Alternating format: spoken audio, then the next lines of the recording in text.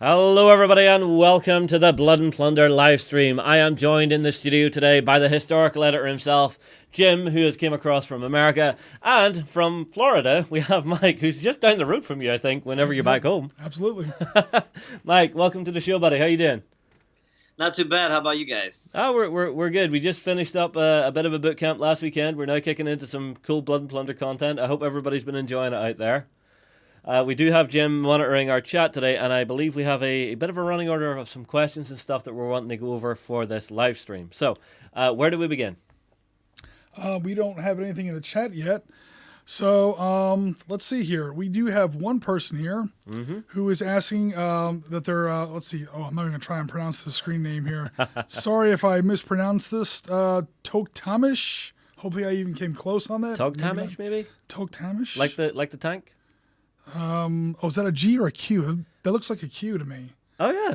Yeah. Well, what are they asking? There we go. They're asking. They would love some information. This is definitely one for you, Mike. They would love some information on the two-player box set, organized play, and possible tournament formats for Blood and Plunder. I see. All right, Mike, what do you think?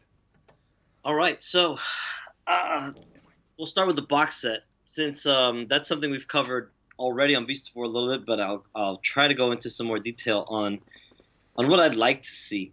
Right? Obviously, it's saw myself and threw myself. All right, so obviously, I'd like to do as much as I can with it, but it will be themed around Blackbeard's final engagement. So Blackbeard versus Robert Maynard. So the idea is to put two small sloops in there. Something kind of closer to the barks that we have now, but rigged up like sloops. Some models to represent the. It was a pretty small engagement. I think Blackbeard had like 18 men and Maynard 13 or something like that. So really good kind of beginner type of battle, and obviously the rules, all the tokens and tools that you need to play the game in the box.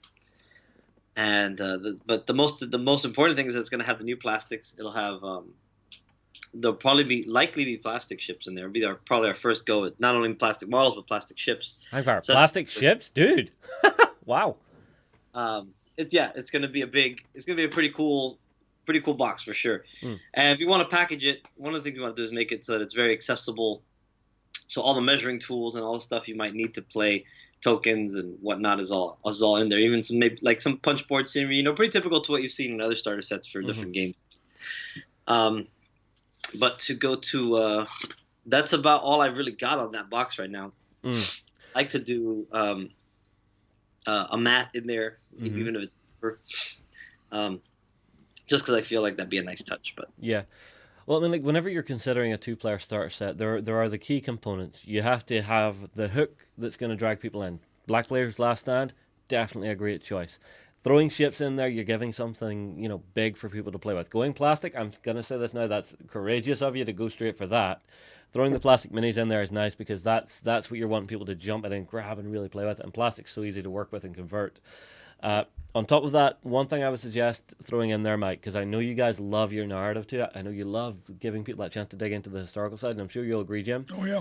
Throw in like a mini campaign to it. So just like a bit of a book with the run-up to what was happening with Blackbeard at this stage, and then what sort of gear he would have been using. Give people those tools to actually start digging in. Yeah, that's a good idea.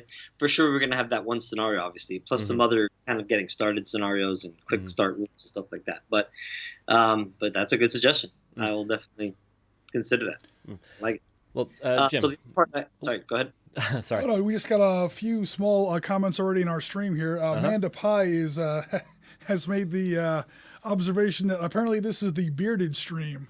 I just now noticed that all three of us are well, I'd say two and a half beards maybe because whoa! I know it's a goatee, but come on. No, I was actually referring to myself. My beard's actually kind of the lightweight on this one. Let's see here. We also have defensive about his beard. Amanda Pye would also like to know. Yeah, Blackbeard definitely sounds cool, says Chris Weber. Amanda Pye would also like to know if we could run some sort of a Zeeland-based Dutch privateer force, and what kind of units could she have in that kind of an army? Ooh, Mike, it's up to you, mate. Yeah. That's actually so. When you play the Dutch, let me go open up my book here. Make sure I don't remember a wrong thing. 'Cause it's still pretty fresh in my mind. Yeah, But yeah. I know Zealand is one of the options. Just Mm-hmm. want to actual breakdown is what it is. So Zealand is one of the options. Whenever you play the Dutch, you typically get um, you typically get a couple options Mm-hmm. on which kind of Dutch region you're playing, right? Yeah. So Zealanders is one. Um, the Zealander rule when you're playing the Dutch, what they give you a little bit of a different option is that whenever they're fighting in close combat or at close range shooting, you could you reroll fatigue tests. So they're really tough and they're really fighty and want to get in combat. Mm-hmm. Um, but you could do Zealand for privateers, and you could do it also for I think the Navy is one of the options for that. Mm-hmm. So that's complete. That's one of the options in there. We try to do as much depth as possible, but not cover too much where the differences are minute or too minute that they're not really worth doing. Mm-hmm. But do enough differences where you can kind of get some different flavor from some of those different things. Like the other option, I should close the book. I think the other option is the West India Company, Mm-hmm. if I'm not mistaken. And for But here, this is something that you run across in a lot of historical games as far as where that line of detail, is Right. best. Well, this was one thing I was wondering for yourself, Jim, because I mean, like, you live in Florida, Oh, yeah. and I mean, like the golden age of piracy, that's a huge part of the history down there. Yep. Is this something that you yourself like researching? Is there like museums and stuff down that end of the world people can go and check out? Yeah, there's definitely a lot. The zone of piracy, so to speak, of course, extends all the way down through the Caribbean, and then a surprisingly, maybe not surprisingly for everybody and people who read up on this stuff, but a surprising distance up both coasts of Florida, all up into those little channels up by Naples and the Keys. I mean, I know where Mike knows where all these things are, and then up the Treasure Coast through St. Augustine is the oldest city in the Western Hemisphere. You've got, and then some of these big pirates, when they finally do get cornered and pinned down and captured and either killed or they fight, they Yeah. die fighting, is up in some of these channels as far north as South and North Carolina. So. The whole of Hurricane Alley basically is your spot to play for Blood Plunder. I see. No, There's- go there's ahead, even different groups of pirates fighting as far north or raiding as far north as Hudson Bay in Canada. Oh wow! Wow. That's so you've got. I mean, they're pretty much the rule. The rule holds that any place where there is commercial sea traffic, there are pirates.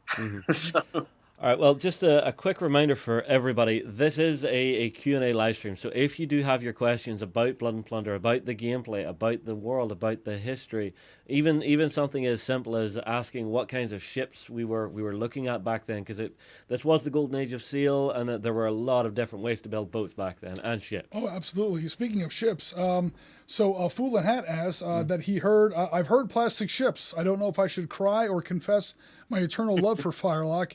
Any idea which plastic ships might be first? Oh, well, we heard yeah, Brigantine. definitely those two smaller sloops I talked about.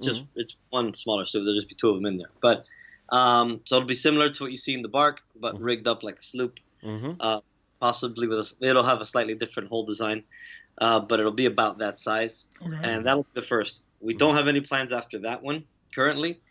It's gonna really just depend on how much development we get done between now and that point, and what resources become available to us, because this is obviously new ground for us. So we're doing our research, we're trying it out. We're going to go into it when we do Oak and Iron. That's going to be our first foray into it. So we're going to learn lessons there, and we're going to work on a larger scale from that point. Yeah, I want to get some Oak and Iron across here ASAP, Mike. I had such fun playing that with you. Really, really fun game. Right, now here's a question for you then. So this is your first foray into plastic. What are the first stages of going into that? Because I know you initially were looking at doing like troops and people in plastic, and that's something we see quite often within the industry. You know, you get your plastic minis. And this kind of dovetails into another one of the questions we have. I want to try and keep up with the questions as best I can. Yeah. Chris Weber is asking, is Firelock transitioning into plastic? You may have already answered this. Is Firelock transitioning into plastic for everything? Or is it just these first two ships? Yeah, well, we're hearing there's plastic infantry there too, so that's a good sign. Okay. So, Mike? Yeah, so yes and no is the answer to that. So we have no plans to get rid of our line of metal. What we will do, what will happen is that our starter boxes will be replaced by plastic. All the blisters that come in those boxes right now will still be available in metal, and we'll still keep producing those. There's no reason not to, really, as long as people still want them. So the plastic sets we want to do, we want to make them so for the early ones we're going to do are early 18th century. So they will work just as well for early 17th century with the correct heads and parts and such. So like and if, for example, if you look at a regular soldier, right, the difference is he's probably in the late 17th century, he's going to be carrying bandoliers, the 12 apostles, and have a matchlock musket still. Whereas once you get into the say like 1714 or so, he's probably going to have a flintlock musket and a cartridge box and stuff like that, a socket bayonet instead of a plug bayonet. So though that's pretty early 18th century, those changes start to become pretty standard. So those options will be in the box, in the plastic sprues, so they can kind of transition. And going from there, we're going to see, because the box sets we're going to do at first will really cover our previous setting and the current new one that we're going to be moving into. So that will and then we'll see where it goes from there. Well, for myself, Mike, what I'm wondering is, what are the challenges of actually trying to get plastic ships, wargaming style ships, created and actually turned into plastic? I mean, like, are we looking at very complex kits, or are they going to be very simplistic, very straightforward to put together? Our goal is always to make things as simple as possible. If you have our current models, all you really need to do is clean up some flash and they're ready to go. You don't even have to test them. So we want to try to keep that, but at the same time, it's we don't want to lose the benefit of plastic, which is to have a ton of options on the sprue. But at the same time, we want to make it easy to put together, easy to assemble. So we want to try to walk the middle ground. It is a completely so when you're working with plastic, the difference is that you can't really you're really limited in your posing, in the way you break the models up and stuff like that. Whereas in metal, we have a ton of flexibility. People who cast metal models have often come to me and said, how did you make this work? So, Nice. We've pulled off some pretty difficult poses and such with metal that would be completely impossible in plastic. Yeah. So that's something to get around. We got to change the way we set the models up and cut them up and break them down. So that's been a little bit of a challenge, and we've started the process already. We're kind of working back and forth, sending models, adjusting models. So we want to make sure to take our time and get it done right. The last thing, a plastic kit is a big investment. Oh, yes. So however that kit comes out, it's going to be sold for a long time. So we want to make sure it's got to be right. So it's not something we want to just rush into too quickly, but it is definitely significantly different from working with metal. Well, that's one thing I've always noticed for you guys at Firelock Games. You have such a passion for that particular piece of history that you're working with. It always comes across in what you're doing. How are we looking in the comments, Jim? We're actually starting to pick up in the comments here. Nice. So we have Man versus Medium, who is a fellow Floridian. We're taking over, folks. There's now 3 of us in here. So yeah, he's like, hey, I've been to all the places that you're mentioning. It seems like the Dutch can have a North American faction as well. That's from Jamie Martinson. Sorry if I mispronounced that. Jamie also asks, how big, briefly, is the frigate going to be? So your frigate. I assume he's talking about the new frigate we plan on doing to go along with our 18th century release that'll be usable as a Queen Anne's Revenge. It will be similar in length. Oops. Almost not my desk over here. It'll be similar in length to the galleon, but it'll also be a lot smaller. It'll be a lot like our current frigate, and if you just add a 4th deck to it, deck section, that would be pretty much what you're looking at. So it'll basically just take a poop deck on top of what it is. So it'll probably add another, roughly 8 inches, if I'm guessing right. So it'll be a good long thin ship like most frigates were, so it'll be pretty sleek looking, but it'll have 4 decks, can carry heavier guns, and it'll have obviously different it'll have some different decoration. It'll be a little more ornate than our present frigate. Yeah, Queen Anne's Revenge was loaded for bear. That thing had something like 44 guns on it at one point. which for a pirate ship is a lot. Most pirate ships are, and I'm sure you guys know this already. Pirate ships were built to be fast enough to catch unarmed merchantmen. Yeah. They didn't want to fight. They just wanted to beat up on somebody who wasn't really ready to defend themselves and to run away from anything that was actually serious. Yeah. So we've got questions in here about ships of the line, and I'm like, man, I don't know. At 28 mil, that miniature would be 4 big. or 5 feet long. These are really big ships. Pirate ships were usually a lot smaller than that. Well, actually, in this time period, they wouldn't have been quite so big. Like Napoleonics is the thing Napoleonics and American Revolution is the thing most people think about when they think like ships like the Victory.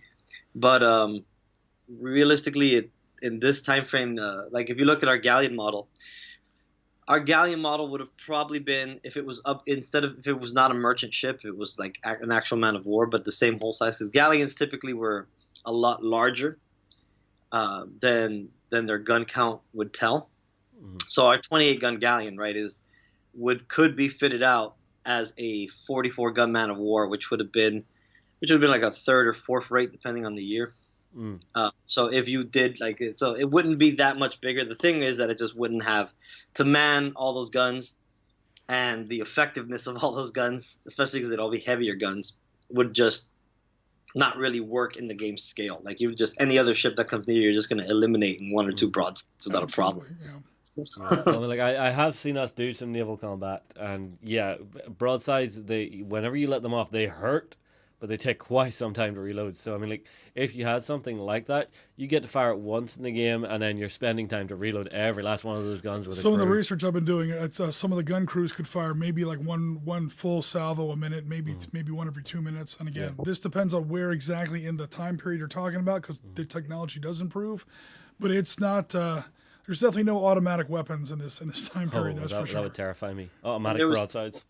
Yeah, even in the late 17th century, especially in the New World, where it's not a lot of navies, but a lot of like Coast Guard type navies. Some of them are even way slower than that. Like William Dampier, who was a buccaneer in the Pacific, talked about Spaniards having guns that didn't recoil. They would mount the guns to the deck, so they'd have to stand on platforms outside the ship to reload them, which not only exposed them to fire, but significantly reduced their time to reload. Yeah, I would have pictured like you have like a 15-pound cannonball and a sponge and a plunger and all the tools that you have to take with you, and the worm to make sure that there's no sparks and embers left in your gun barrel. Yeah. While you're hanging off the side of a ship and like people are shooting at you, and with one hand that sounds nuts. That just sounds crazy. At all. That was not I didn't think that one through very well. No. I mean, like, I imagine this thing firing a broadside and just shifting across in the water a couple of feet. All right. Who else do we have in the chat here? We have Sean Taylor, who's asking, are we going to include the Spanish Inquisition? I'm not sure if the Inquisition took place in that time period. From what I know, the Spanish Inquisition is significantly before this. That's going to be 1500s, maybe the early part of the 1600s. That's going to be a little bit before the time period that we're talking about. Chris Weber asks, I'm sorry, go ahead. No, they were active as like an organization during the period, especially. So it was because I have read accounts of people mentioning them. So they were still active, but I think they weren't as significant as they were previously. And it was they were kind of like the place you got sent to if you were punished for something. Specifically, like if they found Jews somewhere. Like I remember a specific instance of somebody who was a kind of Jew in this and hiding out in Mexico was found and sent to the Inquisition. This was I think 1670. So, okay, I remember coming across something like that. But they were not a fighting force, so they won't be in the game. So to try to maybe combine some of these questions together to get through them a little bit quicker. Yeah. So we got Chris Weber who's asking, are you guys looking into any famous Captain box sets? And to kind of dovetail into that, Houston Buccaneer is asking on Twitch, will we see any new rules associated with these new releases? Mike?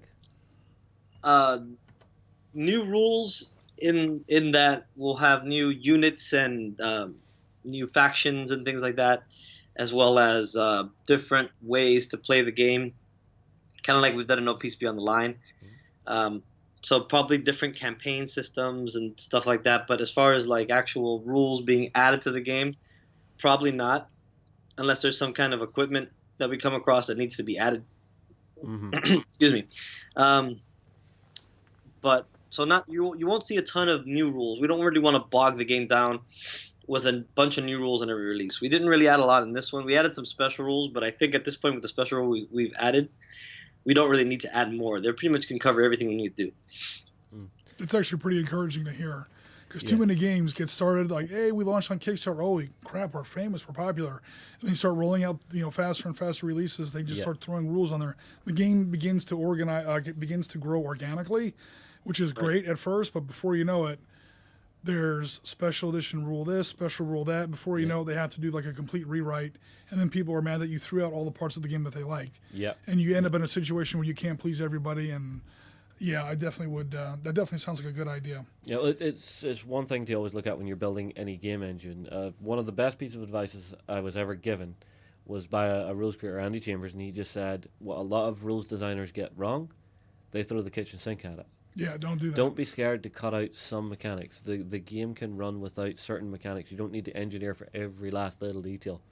Because what people are going to want to do is add their own house rules, and I have especially with a game like Pirates. Yeah.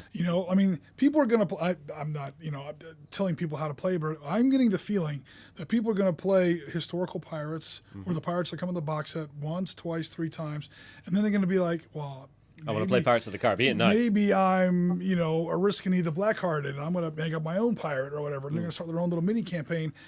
House rules get added on top of that, and before you know it, the game starts to creak a little bit. So yeah, but there's a good baseline in the engine of this game for the way that it's designed, the way that experienced and inexperienced units activate and work together. Because if you have a very inexperienced guy, you're trying to activate him super quick, he's not going to do much because he's essentially panicking on the battlefield to try and get something done. Whereas if you have that more veteran guy, he knows more what's going on. He's already seeing the tactical situation. He's acclimatized to the combat. Yeah, and then with the actual activation system being on a card base where it's spades, then hearts, then diamonds, then clubs. That's you could have someone going on clubs because they're going like last. The inexperienced guys, they've got time to gather themselves up. You could go in the middle as well with those hearts and those diamonds. You're not going to do as much, but it's going to be a consistent activation of what actions you're going to get to do. Mike, I hope I'm getting this right. I hope I'm not just talking at my back end. Got it. I'm happy. All right, any more in the comments here? Plenty. Yeah, Mad versus Medium says, why do I get the feeling this is a live recording? Because it's a live recording. We're talking back to you. Hello. How you doing? We have someone who's making a pretty good observation about proper resolution of naval combat.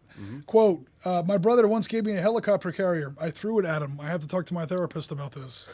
Okay, that's not how you do naval wargaming. You don't throw the ships at the other player. Naval wargaming is a little more elegant than that. Yeah, plus ramming. I'm sorry, go ahead. I was like, ramming kind of went out in medieval times. Right. After medieval times, nobody really rammed each other anymore. So hitting people with your boats is not really done anymore. No, it's kind of frowned upon. Yeah, we got let's see, Bob is in the thread from the live stream. We got Jerry's in the live stream. Hi, Jerry. Yeah, there's all kinds of people in here. So yeah, we're pretty much caught up on the stream right now. Yeah. So who is your favorite? I guess this would be a question for Mike, or also for Justin too. Okay. Who would be? Sean Taylor asks, who would be your favorite famous captain in the game? Ooh. You want to go first, Justin? No, Mike. This one's all you, buddy. Go for it, mate. I think my favorite probably has to be Lawrence de Graaf. He's just like he's almost like a made-up character. I mean, the guy, just a few. So, first of all, he walked around with his own little band of minstrels playing his theme music for him everywhere he went. So there's that.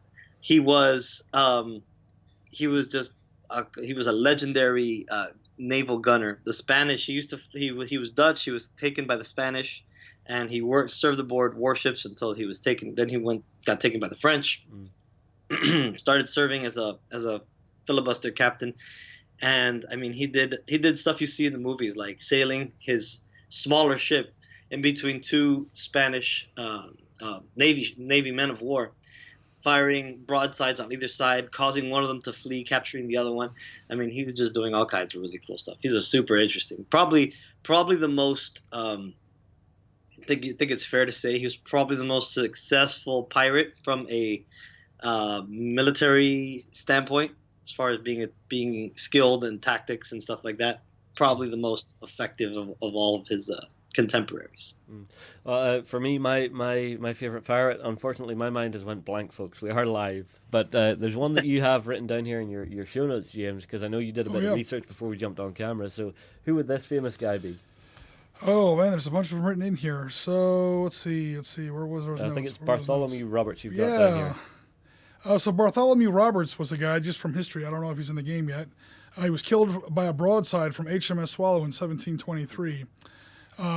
His ship was the Royal Fortune, and he was actually captured. He actually captured, the governor of Martinique for a while, according to the research I was able to find out. And we got Stade Bennett, the gentleman pirate. This guy seems to have a very short but interesting career. So this guy started off as a landowner. Most pirates, from what I'm able to tell, came in from they were. You would capture a ship as a pirate, and then if the crew or anybody passengers on the ship had skill in some sort of nautical or seafaring experience, they would basically be given an offer you can't refuse. Yeah. You really want to be a pirate, don't you? So yes. Otherwise, Mr. Pistol says you want to be a pirate. Yeah, you want to be a pirate or shark bait. Those are your two choices. Most people who had like landowners or shopkeepers or people who worked in not a nautical kind of a profession were pretty much put to the sword right off the bat. This guy was the exception. He was a landowner. He wound up abandoning his plantation. He was captured by Edward Teach. That's, of course, Blackbeard that we all know. Yeah. He was then released. He started to do by Blackbeard. He worked for Blackbeard for a while, wound up becoming captured by the British authorities. He was convicted of piracy, pardoned. He returned to piracy on his own. He was then recaptured, and he was finally hung. What I found interesting in this was this all happened basically within 1 year or 2 years. Really? 1717, 1718. This guy had a really short and really interesting career. He's my favorite of the 18th century pirates for sure. When you read about him, it's just he's almost a comical character. Like he just didn't get it. Like he almost saw piracy as like we see piracy now with Jack Sparrow and in the movies and stuff. And he kind of got that and went and said, I'm going to go live this life. And didn't know anything about seafaring at all. Literally just had a nagging wife, abandoned his entire life, bought a ship, and went pirating. And then he would go out and he would get into like these battles that pirates typically did not get into. And he would like fight to the last man and get like tons of his men killed and get severely injured. And he'd come into Nassau in the Bahamas, which was the pirate base at the time. And people would just be like, man, this guy's a maniac. He just doesn't know what he's doing. You don't want to go and engage a ship on equal terms. You want to, but he went out there. He was just doing it for the adventure. And that's when Blackbeard came alongside him and said, listen, let me take over for you. We'll use your ship. You can just kind of hang out here. He would just walk around like in bathrobes, drinking wine and reading books. And then eventually struck out on his own, but was always getting anytime he was on his own, he would get into these insane battles that he was probably one of the most, of all the 18th century famous pirates like Blackbeard and Black Bart and all these guys, he was probably the one who got into the most significant combats. Surprisingly, that's something a lot of people don't realize, which is really kind of interesting about him.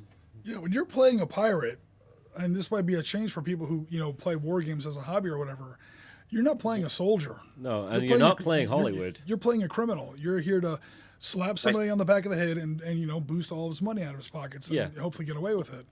Oh look, that's a lovely cargo you have there. This is now my cargo. Thank you. Here you go. Exactly. So in the game, we try to balance that by the point of the game. Obviously, is not to play a pirate attacking a weak merchant ship. Although you could do that. There's room in the rules to do that, absolutely. But the battles we're portraying, especially at sea, are more along the lines of, all right, you're a pirate. If you're playing as a pirate, you've been caught, right? They've caught up to you, and now you either fight or get captured. Yeah. So whenever you're playing pirates in the game, it's typically representing that, or you're representing a foolhardy captain like Stede Bonnet, who's just gonna say like, I don't care, let's go fight him. So. But you're right. Typically, that was the case. Very few pirates really got into any significant battles. Even Blackbeard, who's very famous for supposedly chasing away a Royal Navy ship and getting in these prolonged engagements, really didn't get into any real significant fights. He probably got into a few, but nothing nothing on the level of Steve bought it. It's one thing we always forget as wargamers is, in games it's just games. Whenever this was actually happening back in the day, if the battle's not going your way, you're not going to hang around. If you can get the hell out of Dodge and live to fight another day, you're not going to be sticking around going, no, we fight to the last man. That is not what a pirate does. That's right. And it's the same mentality as a mugger, somebody who's gonna mug you on the street. If he's pulling a knife on you and you pull a gun on him, he's not gonna sit there and be like, all right, let's do this. He's gonna get the hell out of it. This is not game on. There you go. All right, That's any more? the same thing, because like you said, they're criminals. They're just out to rob you. They're not trying to. Yeah. They have no honor to or no purpose other than getting what they need. Yeah. Chris Caesar says, I've been a huge fan of Treasure Island since I was 10, so this game definitely has a special place in his heart. Mm-hmm. He loves that Pirate Live show, has such a great range of beards. Yeah, there we go. Oh, yeah. We got small, medium, and large. We actually have to do this then. We have to do this live. We have to do the R challenge. Okay. The R challenge. The R challenge? Oh, Yeah. I have a terrible voice. Okay. R matey. R matey. Oh, dude. I'm not even. See, there you go. There you go. Mike wins for sure. Yeah, no, just on the beard alone, Mike wins. That is proper, full-on pirate beard right there. Yeah, I haven't shaved at all since I was over there. Oh, dude, wow. What is your maybe you guys can answer this? What is your favorite ship for the battle? Houston Buccaneer asked from Twitch. Ooh, favorite ship to play in. There was one we played with. I'm not sure if the videos went out yet, but it was while you were here. We had one battle where one of the players was using a piragua and canoes doing an assault on a beach, and it was just, it was so nice to see that you were able to actually do something like that on it. What about you, Mike? The piraguas are definitely a contender for me, but I think, believe it or not, one of my favorite ships to play with is the bark. I like to get a bark and just not spend a lot of points on the ship and guns themselves, but really focus on a really elite crew and really sharp musketry. And I've taken on some much bigger ships and captured them with my bark. So I just find it as such an impressive little underdog. We did at Historicon, we did a big sea battle with the Spanish. We did basically a group of pirates trying to capture a Spanish galleon. Yeah. With a couple escorts. So the Spanish had a galleon, a sloop, and a frigate, and the pirates had a bunch of brigantines and corvettes and sloops and 2 barks. And the one buccaneer bark chased down the galleon, boarded it from behind, got over the rail, killed the commander, but was finally, unfortunately, beaten. And it was forced, and then the galleon was just towing around the bark. But it was just really impressive that they almost took the galleon just by sneaking up behind it and climbing up over the bark. Yeah, just in case people may not be 100% familiar here, a galleon is a lot bigger than a bark. Yeah, well, that might actually be So think the beginning of Star Wars, except, Princess Leia's little Corvette boards the Star Destroyer and almost wins. Well, I know you have it written out here, James, is just some of the actual skills and the crew complements that we would have seen on some of these ships. Do you want to maybe run us through that list? Yeah, this is what we're finding in some of the historical research here. Just some of the basic types of ships that were around at that time. I'm not sure what's in the game and what isn't, but we will be looking at things that, like, a sloop would be about 75 men, carries about 14 guns. A schooner, it comes along a little bit later, like the beginning of the 18th century, going into the mid 1700s, where you've got maybe 75 men, but only about 8 guns. Same number of men, but only much fewer guns. Those guns are probably a little bit bigger, but more importantly, that schooner is faster. And you got brigantines, you've got the barks that Mike's been talking about, and finally you work up into the 3-masted, what they called square riggers in those days. These are like you see, like Bartholomew Roberts sailed one of these. You see Charles Vane. Anyone who's following the Pirates TV series, yeah, a lot of those characters are real. And Charles Vane had one of these ships. Queen Anne's Revenge was one of these, like, 3-masted square riggers. I think maybe Mike can correct me on this if I'm wrong. I think she used to be an ex-slave ship that he captured and outfitted for piracy, and just loaded her up with guns, much more than a usual pirate ship would have. And then you get up into the frigates, which, like, he was talking before, the 4th, 5th, and 6th rate ships. Yeah. ships back then didn't have the battleship, heavy cruiser, light cruiser kind of classifications that they have nowadays. They were into these rates. So they were ships of the line, and those ships of the lines had rates. With first-rate ships of the line just being like ridiculously powerful warships, you would probably never see something like that in Blood and Plunder. But then you get down into these smaller ratings. That's where you're getting into your real pirate melees. And I'm guessing the pirates never grabbed like a first-rate ship ever, or did they? Not that I know of. I don't know if they would be able to operate it, even if they did. Yeah, it's a broadside. Okay, a first-rate ship is pretty much a 100-gun ship. Right. So any ship, even if some pirates were able to get their hands on maybe depending on the year, what may have been classed anywhere as high as a 5th-rate ship, which the ratings go backwards. So 6 being the smallest, 1 being the highest. And I mean, a first-rate ship would just blow that thing out of the water, no problem. Yeah. It's not even a question. It's gonna happen, you know. Yeah, but that was the trade-off then, because they had these smaller, faster ships. They could get away from the big super heavy. Yeah, and again, you're not a navy. You know, it's one thing to have a ship, and what's it going to do in combat? How's it going to play on the tabletop? Okay, what are you going to do with this ship the other 364 days of the you have to keep this thing maintained. You have to feed a crew of 600 men. Yeah. You know, where are you getting all these supplies? Yeah, where are you getting all your ammo? Let's say guns. A little start pirate breaking. organization is not going to be able to do that. They're kind of a shoestring. They're basically like, you know, the water mafia. They're not going to have time to, you know, the mafia doesn't have an aircraft carrier. Yeah. Yeah, and that's a good point. Yeah, that's a good point. It's more of a consideration, really, and the reason Blackbeard eventually abandons the Queen Anne's Revenge is that it's just too much work to maintain. Another big consideration is draft, which is how shallow the ship can sail in, right? So how deep the keel goes underwater. And when the Navy's chasing you down, they've typically got deeper draft ships. So if you've got a light ship like a sloop or a brigantine, you can easily get that into a place where the Navy just couldn't chase you if they wanted to. And then it's also a matter of you have no ports to refit in.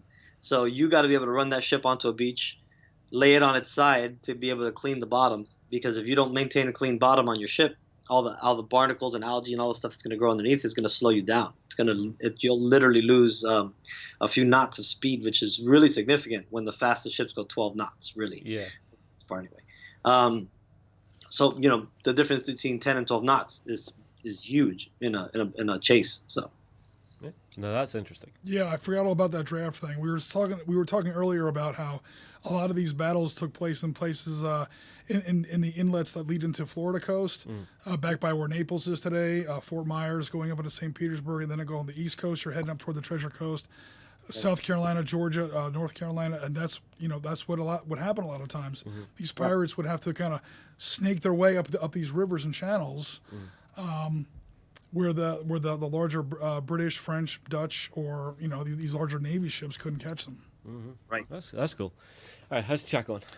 Oh, let me check here. So, Houston Buccaneer brings up another good question. What is Mike's favorite point level of? And this is something I wanted to bring up also as well, because we all know about pirates. We all know about sling your hooks and let's have a big sea battle. A lot of battles take place on the land as well. Oh yeah. And this might also be easier for people who are just getting into Blood and Plunder. I can buy a couple dozen minis. Maybe I don't really want to jump into that giant ship miniature yet. So there is a big element of this history, and I'm assuming this game as well. The game is engineered so you can fight sea to sea, sea to land, land to land. There you go. So Houston Buccaneer is asking, what's Mike's favorite point level of a land game? Interesting. Mike? Favorite is hard. It just depends on how much time I have, how much space I have, and just what I'm in the mood to do. I really like either playing either 100 or 200. And 100 points is going to be more of you almost get the same kind of experience, but you got some harder choices. You typically have some smaller units, and it's really more of a kind of like a small brawl, a gunfight kind of thing. And it plays a little different, but it's not, but in a kind of interesting way, because you're not going to have these big epic commanders that are going to give you a bunch of command points and options and flexibility, right? So you got to it kind of keeps you a little sharper, and in my mind, it's sometimes a little more challenging, which on a tactical level. So I like playing those games a lot. However, a 200-point game is still really fun, because then you have a lot more maneuver involved, because you're playing on a bit of a bigger table at that point. and you've got more units and more options. You've got command points, and placement of your units matters more. The way you manage your commanders and command points and things like that also matters more. So I definitely think they're both equal to me, and I like playing both just the same. It's just a completely different type of thinking, basically. If that makes sense. Yeah. Well, one thing I did notice whenever we were doing our games, Mike, was whenever we were doing the land battles, it was maybe a little more beginner friendly, because whenever you're doing those sea battles, you're also having to pay points for your ship and then outfit that ship in the way that you want. And then if you're, let's say we're doing a sea to sea battle, let's say you buy your sweet little your little bark, Right. you've then got plenty of points to throw into nice meaty sized units, great training on them, all the rest. Get a great commander in there. If I've grabbed my huge galleon and I've just loaded it out with points, it is, the nuts. It's going to destroy anything that gets near if it gets on target. Yep. But my crew are small units. They're not very good. They're not very highly trained. That's your trade-off. That's You where might got win in a real gunnery duel, build-up but you'll meta. be vulnerable to boarding or some other tactic There like you that. go. There you go. Cool. Yeah, and we actually wrote the rules that way. So if you go through the book, we kind of break it down to say, okay, stop reading here and start playing, and move on to the next section. So we start with the basic land rules, then we jump into artillery, and then from artillery we go into ships. So basic land rules actually go into structures, which ships, for those who don't know, a ship and a building typically follow the same rules in Blood and Plunder, so that it kind of keeps everything working the same. So that it makes the transition from sea to land easier. So you go to regular land battles, then into buildings, then into artillery, and then into ships. And that's the way we found the book. We got a few more questions here from the chat, if I can catch up just for a minute here. I'm pretty sure I can answer this first one here from the Celt76. Is the Flying Dutchman in the game? And I'm going to go ahead and say no. No. Because from what I understand, Blood and Plunder, and the reason they have me on the show here is Blood and Plunder is trying for a very historical look at how the Age of Piracy really was. Yes. So, like mythical ships or supernatural ships like that aren't really going to be included in the game. No. We may have slightly missed a question earlier. Someone's been pinging me on this. Okay, so Chris Webber is still asking us. We may have skipped this. Were we talking about box sets for famous captains or famous ships? Oh, right. Yeah, we missed that. Okay, we cool. missed that. Sorry, Mike. All right. No, okay, so as far as box sets, probably not. But we are thinking about doing. One thing we may do for a plastic set is just do kind of, since a lot of people are pretty big fans of the pirates, like the famous 18th century pirates like Jack Rackham, Anne Bonny, Mary Read, Charles Vane, Blackbeard, all the guys that you basically see in Black Sails. We might do a plastic sprue kit of all those, but as far as like captain and crews and ships, I don't. As presently, I don't. It's kind of an interesting idea, actually. I've never thought of it, but that's not on our plans currently. But you got me thinking about it, so if it's Go you. maybe. And there's no way to transport horses on these ships for like amphibious assault. I mean, I know that horses would be carried across on There are ships. cavalry in the game. I don't know if they're on ship, Mike. You cannot put horses on ships because just because it was these small. You would be able to transport horses onto, but not in like an amphibious assault that I'm aware of. I've never seen an instance where that happens. It's more like they offload them in a non-combat situation and then move them to where they need to be, because horses on boats don't do super great. So No. and we don't. The last thing we want is people boarding each other with cavalry on ships. So we want to be careful about making that into a rule. So Tally ho! Oh, no, Splash. that wouldn't work. horses don't go. Horses and ships typically don't get along well. So All right. One thing I'm curious about is actually some of the more technical side of things for building your ships. Because I like the ships in the game. I like the idea of being able to buy a ship and outfit it the way I want. Mike, what are what are your best recommended options for taking on a ship? Let's say you've bought your bark. What do you like to fit that ship with? on a bark, so if I'm playing a smaller points game and I know I'm going to have an even battle with whatever other ship my opponent takes, like 100, 150 points, I'll typically like to make sure I get the 4 cannons on it, because then I could beat up whatever, a sloop or another bark or a piragua or what have you. Otherwise, if I'm going into a 200-point game with a bark, and I'm gonna go more with an elite crew, Hmm. I'll still take the guns, but I will typically load them with grape shot because I know that my little two light gun broadside, the typically like 2 3 pounders, Mm. isn't gonna have a very significant effect on a larger ship. So, however, if I can get close with grape shot and set myself up for a really nice broadside with that, along with a musket volley right before I try to board, that could be a pretty devastating attack, even on a larger ship. I mean, you could really shred them up if you get close enough and time it right, Mm. which sets you up for a beautiful boarding action, which is a historical Buccaneer tactic. Oh I So, yeah. see. Well, historically, then, what types of different like ammunition could you have stuck into a cannon? Because I mean, like, essentially, it's a metal tube with gunpowder right, and whatever the hell you cram in front of that. right. So historically, you'd have all kinds of shot. You'd have different types of anti-personnel like canister, grape, langrage, and that's just all kind of different levels of projectiles from small to large. Whereas grape shot is typically not grape shot is realistically smaller cannonballs. So if you're say you're shooting you're loading a 6 pounder with grape shot, you might load a bunch of 2 pound cannonballs in there, maybe 3 to 5 or something like that. Maybe not that many, I don't know. But Mm. excuse me. Um, then whereas cartridge is you're firing or case, or there's different names for it. You're firing a bunch of musket balls out of your can. Um, whereas language is, I think, just kind of whatever you can scrap together. Then there's dismantling shot for rigging, so things like bar and chain and star shot, which is basically just cannonballs that would open up or spin around or do different things to try to rip out parts of the rigging. Mm. Um, which is something we actually haven't added into the game yet, which may make an appearance. So as far as new rules, the question added before is that's something you might actually see, That could be very cool. as well as more. So you might see some new artillery rules. You might see mortars. You might see things of that nature. But anyway, um, Cool. Very so cool. then of course there's ball, which is cannonballs. That's Yeah. typical.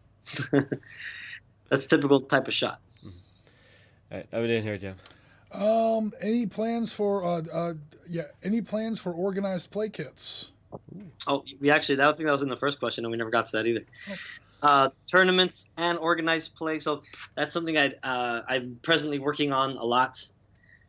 So there is an organized play kit being put together. We were hoping to have it out this year. I don't think it's going to happen at this point, just because we've got a delay in all kinds of things, but we're fighting to catch up.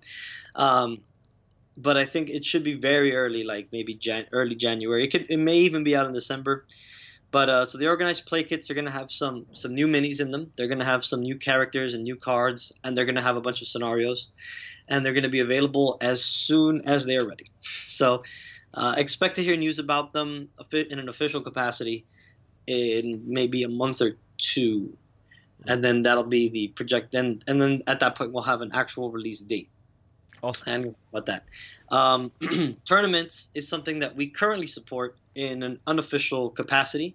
So if you are running a tournament, if you're a store owner or you have a club or whatever, make sure to reach out to us, and we'll try to set you up and give you some price support and do what we can to make sure that event goes well for you.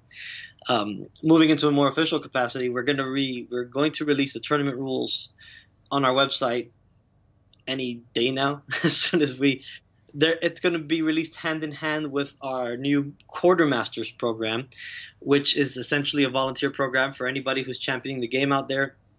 And we're going to do this in a little bit of a different way than it's been done previously by some other companies. So we're opening it up not just to people running demos and tournaments in stores, but also people who are going to create content online, whether that be painting tutorials, battle reports, things like that. Because I think these days a lot of people learn games and get into games through things like that. So it's essentially almost as good as running a demo at your store. Not obviously you want to sit down and be able to play it, but still video, like a lot of people have learned watching the Beast of War videos and gotten a good feel for the game. So we want to encourage that kind of thing, and that's going to go hand in hand with tournaments as well as the organized play is going to fall in with that.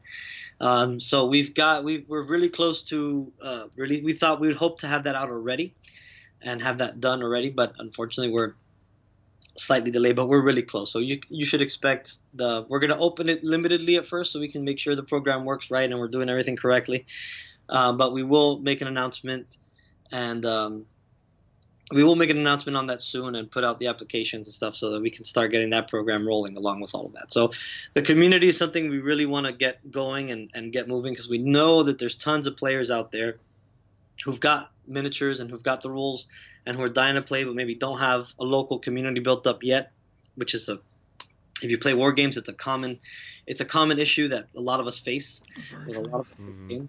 So we want to make sure that we're supporting those players as much as possible to help them build up their community and reward them for doing it as well. Very cool. Very, very cool. Fool in a Hat has some important financial questions for us. Any idea when Oak and Iron will be released and kickstarted? Or the same for the 18th century expansion, because this person needs to start saving money now. I like to hear this. There you go. Okay. Mike? So Oak and Iron is there'll be an official announcement on Oak and Iron, because we actually haven't officially said so yet. But I don't know if I'm giving away too much on both sides here. But on Friday, you'll probably see a video of Oak and Iron, some gameplay, which at this point, by the way, is already a little bit. We've changed a few little things, but for the most part, it's like 90% still the same. Some of the factions have changed, but either way, Kickstarter for Oak and Iron right now is looking like November 7th. So be ready for that.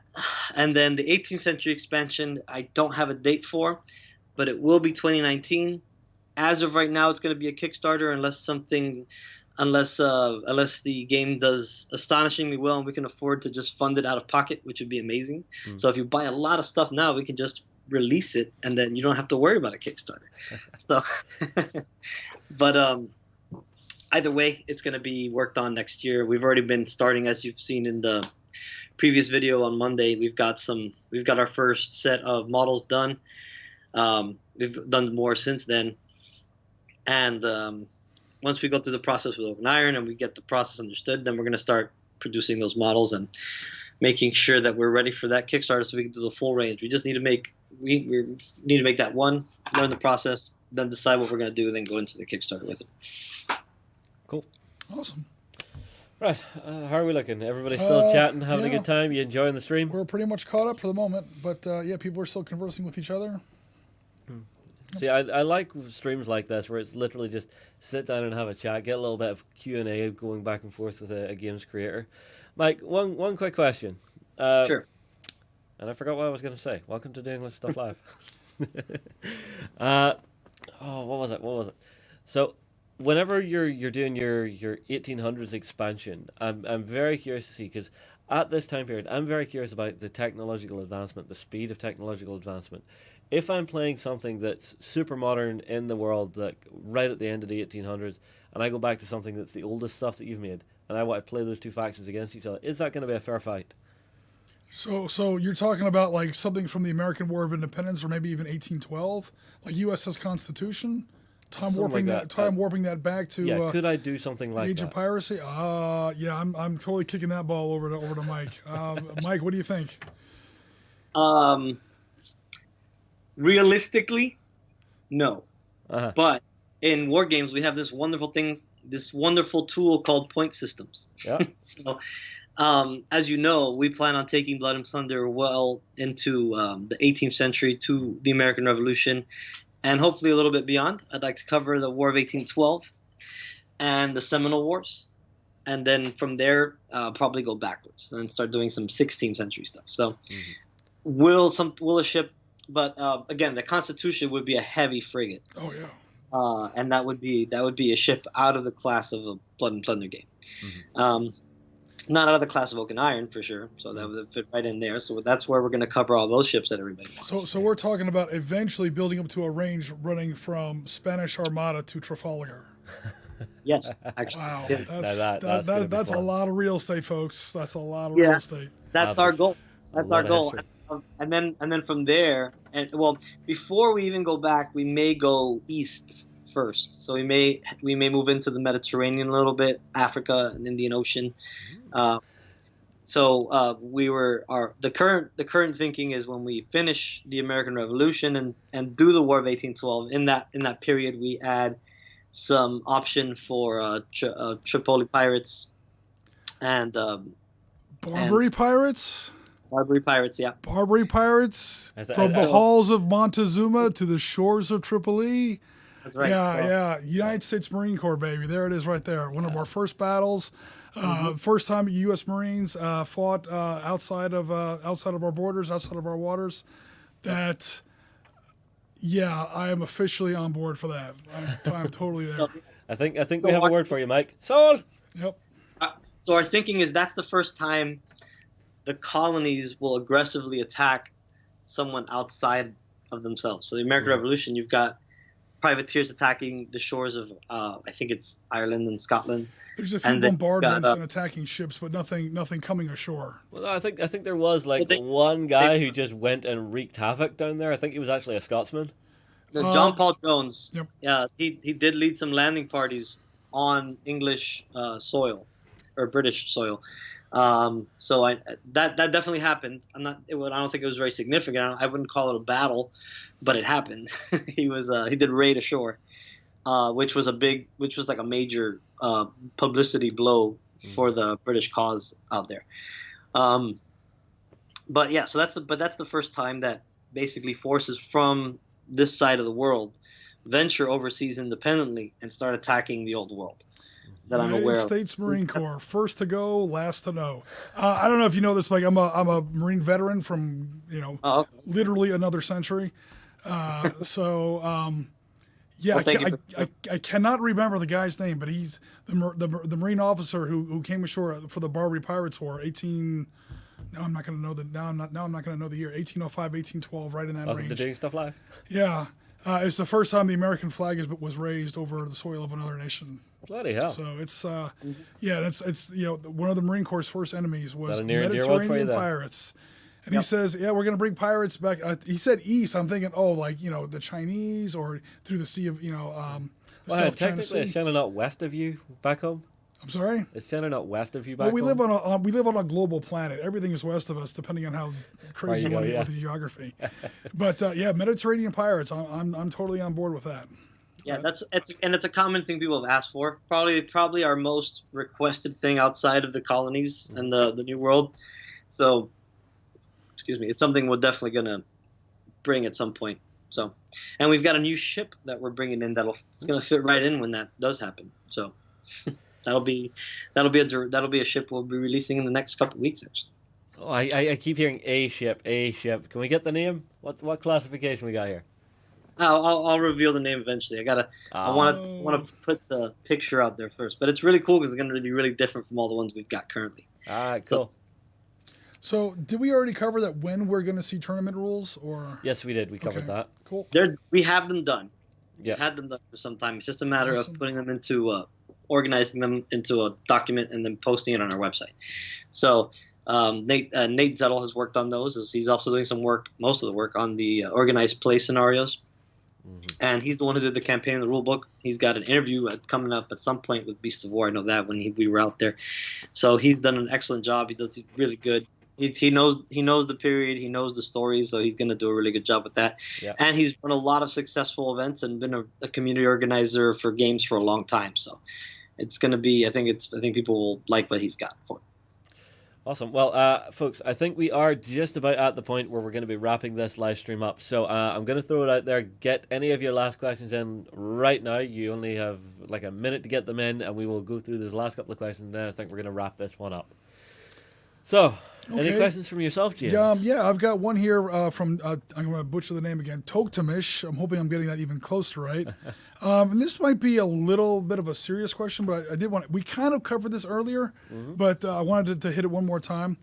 So, Mike, pirates have been, highly romanticized in popular culture. I mean, we've all seen the Halloween costumes and the amusement park rides and the movies and so on. So when designing this game, did you want to capture that feel of high seas romance? or did you want to stay focused on the more historically accurate portrayal? And we talked about how these guys were really criminals, and let's face it, pirates were not the nicest of people. No. But where, or did you have any guidelines as far as where you had that, that breaking point, or where you had that line between historical accuracy, gameplay, and a high seas romance? Definitely both. Our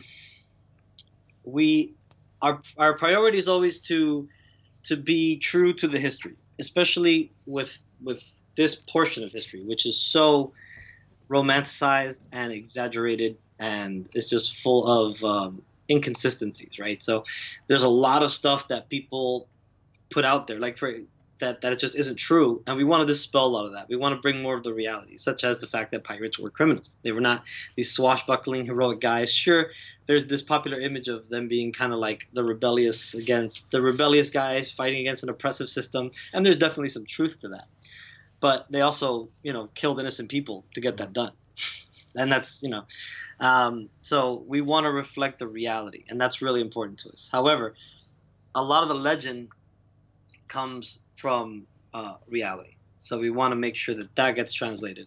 And like, for example, when we were designing our Blackbeard miniature, and we showed the art for that, he looks fierce. He looks he looks like a legendary kind of character. He looks like something out of a comic book, right? And that's kind of like the legend portion of it that we want to capture. We still want to capture your imagination on what pirates are, while telling the truth. He's also outfitted historically in what we think is pretty accurate way. He's got the he's carrying two brace of pistols, which is the 4 pistols. He doesn't have them in holsters, which we've never found any kind of historical evidence to suggest that there were these weird baldricks with pistol holsters in them. Never found anything remotely close to that. Yeah.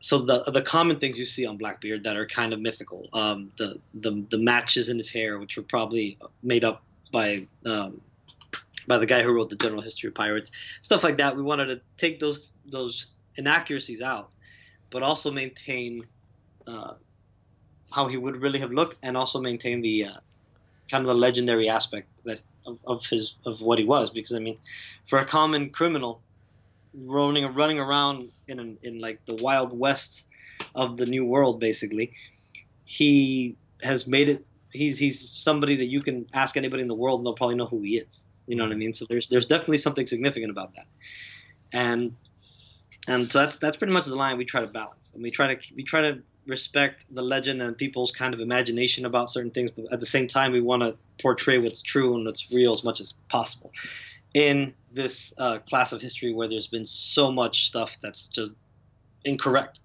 Like and to go back to Blackbeard, to give an example, that like the flag. And I think I've talked about that before, with the devil horns and the hourglass, and that whole thing is fabricated. It's a modified flag of another pirate that doesn't have the devil horns and all this. The records for Blackbeard always show that he just flew a black flag with a death's head.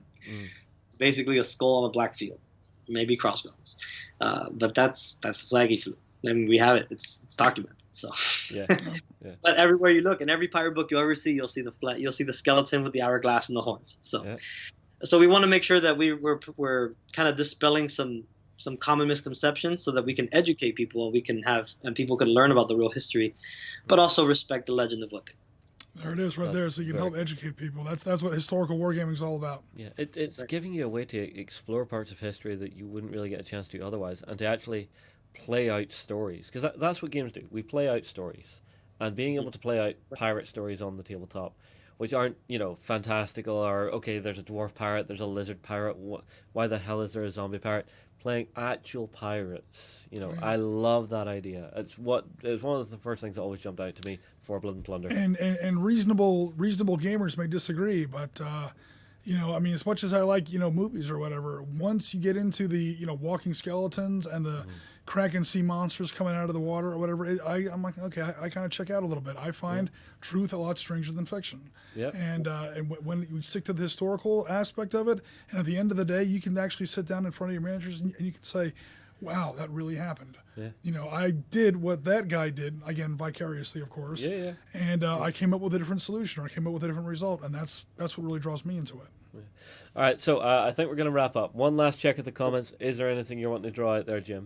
No, we're pretty much caught up on the comments, and on a running order, we're pretty much at a good spot.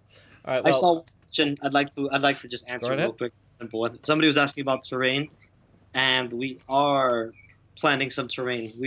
By the end of the year, you should see the first few bits of the terrain rolling out. We've got a little stone tower fort, a gun emplacement. We've also got some walls and buildings and things of that nature. Those I don't know if they'll be out this year. They need a little work still, but the rest of it, the fort and the gun emplacement for sure, you'll see this year. Awesome. Well, Mike, thank you very much for joining us. One last quick reminder for everybody out there at home. Don't forget, this week on Blood and Plunder Week, we have 3 amazing prizes up for grabs. I'm going to be engaging my QVC voice. I'm sorry. We have two-player starter bundles, which are being given away to get you and your mates out onto the high seas. And our grand prize this week is a galleon and crew, which is a very cool prize There to you win. go. Get you started. Yeah, so everybody, we hope you've enjoyed the live stream. We have had a blast. We will move on, and we'll see you again another time. Thanks, guys.